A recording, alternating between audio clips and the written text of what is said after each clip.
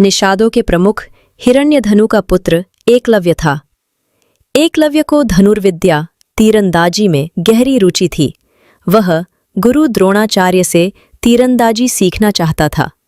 एक दिन वह द्रोणाचार्य से धनुर्विद्या सीखने के लिए उनके गुरुकुल में गया।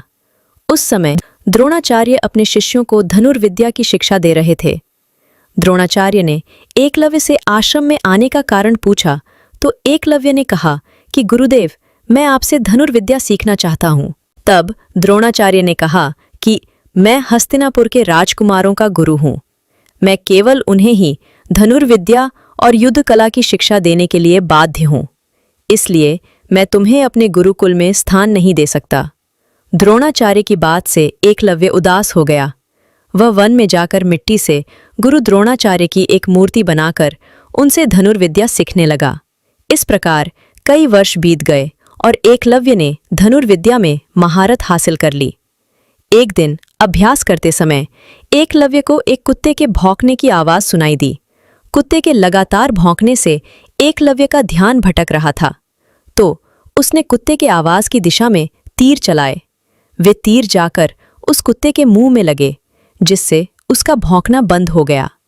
हालांकि उन तीरों से कुत्ते को कोई चोट नहीं लगी। कुत्ता उसी अवस्था में द्रोणाचार्य के गुरुकुल में पहुंचा। द्रोणाचार्य और उनके शिष्य कुत्ते को देखकर आश्चर्यचकित रह गए।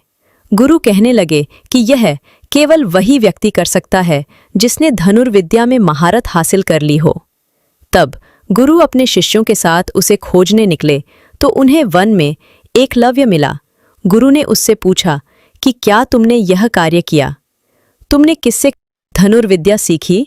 तुम्हारे गुरु कौन हैं? तो एकलव्य बोला, आप मेरे गुरु हैं। उसकी कला देखकर द्रोणाचार्य मुसीबत में आ गए, क्योंकि वे अर्जुन को सर्वश्रेष्ठ धनुर्धर बनाने का वचन भीष्म पितामह को दे चुके थे।